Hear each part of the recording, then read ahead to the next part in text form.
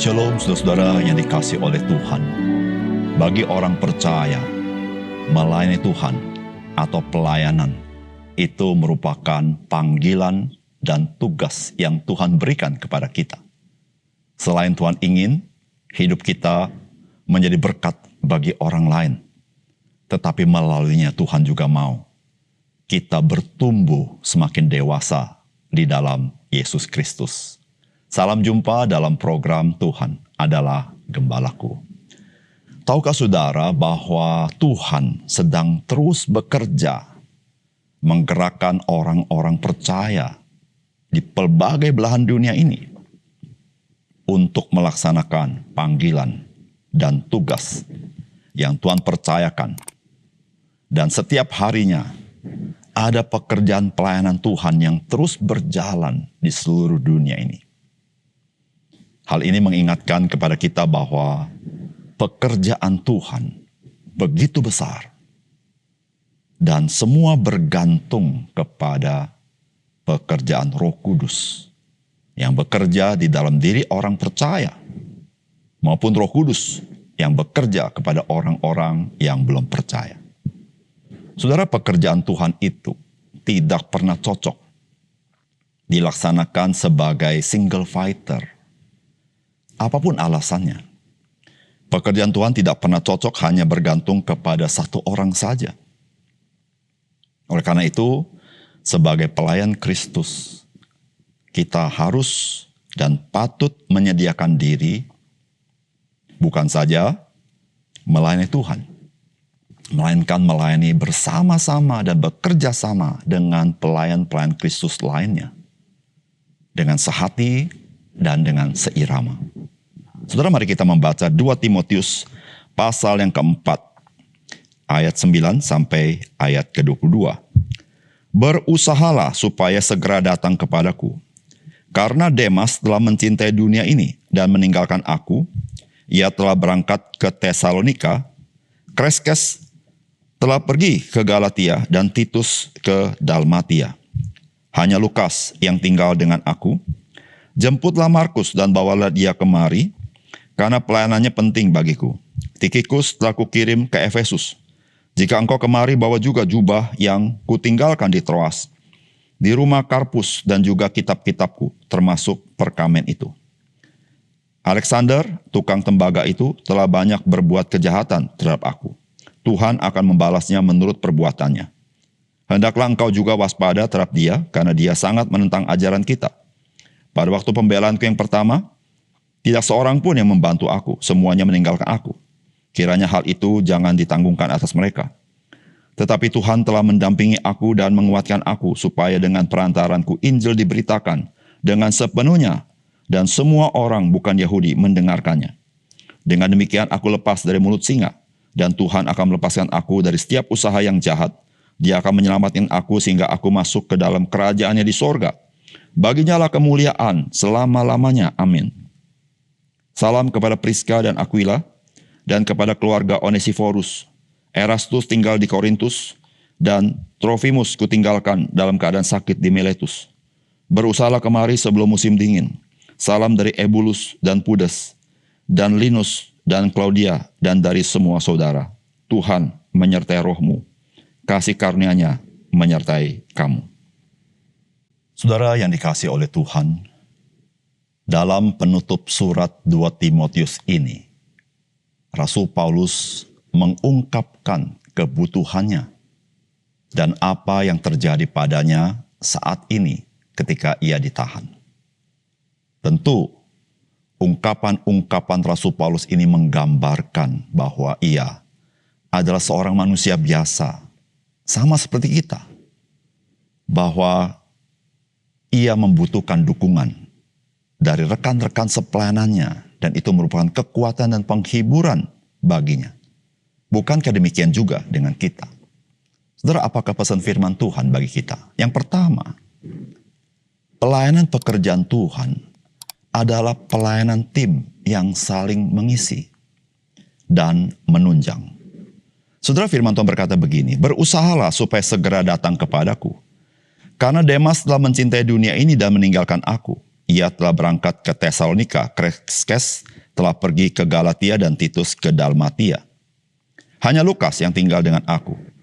Jemputlah Markus dan bawalah ia kemari, karena pelayanannya penting bagiku. Tikikus telah kukirim ke Efesus. Saudara, Rasul Paulus saat ia menulis surat 2 Timotius, ia sedang berada di dalam tahanan. Dan saudara, apa yang Rasul Paulus tulis ini, kita melihat dia membutuhkan akan rekan sepelayanan. Oleh karena itu dia minta supaya Timotius segera datang kepada dia. Mengapa demikian? Saat dia menulis surat ini, yang membantu Rasul Paulus dan menemani dia hanyalah Lukas, sang tabib itu. Saudara, karena dikatakan Demas, dia telah mencintai dunia dan meninggalkan Rasul Paulus dan ia berangkat ke Tesalonika. Kemungkinan Demas tidak melanjutkan pelayanan bersama-sama Rasul Paulus, tapi dia ada urusan sendiri. Tetapi saudara, dikatakan yang lain, Kreskes misalnya, sudah pergi ke Galatia. Titus pergi ke Dalmatia. Dan saudara, Rasul Paulus minta supaya Markus diajak datang, karena pelayanan penting bagi Rasul Paulus.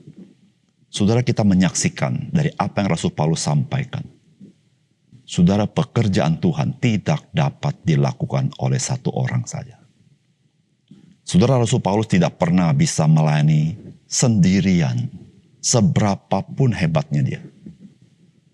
Dan kenyataannya memang saat ini dia tidak leluasa untuk pergi.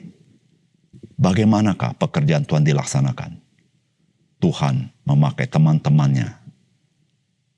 Ada Titus, ada Kreskes, ada Timotius, ada Tikikus, ada Markus, dan ada Timotius, dan ada yang lain-lain. Saudara, Rasul Paulus bisa ditahan, tetapi pekerjaan Tuhan tidak pernah dapat ditahan.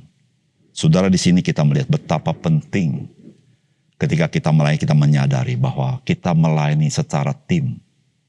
Tim yang saling mengisi dan saling menunjang. Supaya pekerjaan itu terus berjalan konsisten dan konsekuen. Sampai Tuhan datang kembali. Saudara, disitulah saudara-saudara betapa penting bagi kita yang melayani Tuhan. Kita menjaga kesehatian. Kita menjaga keseiramaan dalam pelayanan kita. Sehingga saudara-saudara, pekerjaan Tuhan semakin hari, semakin bertumbuh, bertambah, berkembang, meluas. Dan Tuhan berkenan memakai kita. Saudara, jangan seorang pun di antara kita sebagai orang percaya yang tidak terlibat di dalam pekerjaan Tuhan. Karena itulah yang menyenangkan hati Tuhan. Yang kedua, saudara, pelayanan pekerjaan Tuhan itu memerlukan penyertaan Tuhan. Saudara, firman Tuhan berkata begini, pada waktu pembelaanku yang pertama, tidak seorang pun yang membantu aku, semuanya meninggalkan aku. Kiranya hal itu jangan ditanggungkan atas mereka, tetapi Tuhan telah mendampingi aku dan menguatkan aku. Supaya dengan perantaranku, Injil diberitakan dengan sepenuhnya, dan semua orang bukan Yahudi mendengarkannya. Dengan demikian, aku lepas dari mulut singa, dan Tuhan akan melepaskan aku dari setiap usaha yang jahat. Dia akan menyelamatkan aku sehingga aku masuk ke dalam kerajaannya di sorga. Baginya lah kemuliaan selama-lamanya. Amin. Saudara, dari apa yang Rasul Paulus sharingkan dari bagian ini, kita mulai memahami bahwa tidak selalu dalam semua kondisi kita memiliki supporting system yang cukup. Atau maksudnya adalah, mungkin saudara, pada saat itu kita hanya sendirian. Tidak ada teman-teman di sekitar kita. Mungkin pada saat itu, dalam pelayanan kita, kita tidak mendapat support yang lain-lain yang kita butuhkan. Saudara di sini memberitahukan kepada kita bahwa, sebagaimana Rasul Paulus, saudara, kita tidak pernah dapat melayani Tuhan tanpa penyertaan Tuhan. Bahkan Rasul Paulus dalam kesaksiannya, dia mengatakan Tuhan telah mendampingi aku dan menguatkan aku. Tuhan akan melepaskan aku dari setiap usaha yang jahat. Tuhan akan menyelamatkan aku. Baginya lah kemuliaan selama-lamanya. Saudara, berkali-kali Rasul Paulus merujuk kepada Tuhan. Saudara, tidak ada yang dapat terus-menerus menyertai kita dari teman-teman kita. Ada kalanya kita berjalan sendiri di dalam pekerjaan Tuhan. Bukan pilihan kita, tetapi memang situasi kondisi seperti itu. Tetapi saudara, Tuhan Yesus, Dia berjanji, aku menyertai kamu sampai kesudahan zaman. Saudara, itu yang absolutely yang kita butuhkan dalam pekerjaan Tuhan. Kita membutuhkan Tuhan karena ini pekerjaan besar. Kita butuh kuasanya, kita butuh kasihnya, kita butuh supply-nya, kita butuh topangannya, kita butuh hikmatnya, kita butuh kehadiran Tuhan sehingga kita bisa melayani. Oleh karena itu saudara, apapun pelayanan yang saudara sedang lakukan, saudara jangan pernah lupa akan Tuhan. Saudara, kita harus dekat dengan Dia. Karena hanya dekat dengan Tuhan, kita bisa memahami hatinya. Hanya dekat dengan Tuhan, kita bisa peka akan pimpinannya. Hanya dekat dengan Tuhan, kita mengalami kekuatan, penghiburan, kuasa, dan topangan tangan Tuhan. Mari kita berdoa. Bapa surga, terima kasih untuk firman Tuhan. Biar Tuhan memberkati firman-Mu. Dan kami bersyukur kalau kami boleh terlibat dalam pekerjaan Tuhan. Dan berikan kami hati yang sadar. Kami tidak melayani seorang diri, tapi melayani bersama-sama saudara-saudara seiman.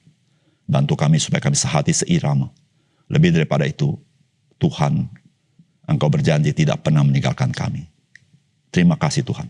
Dalam nama Tuhan Yesus kami berdoa. Amin.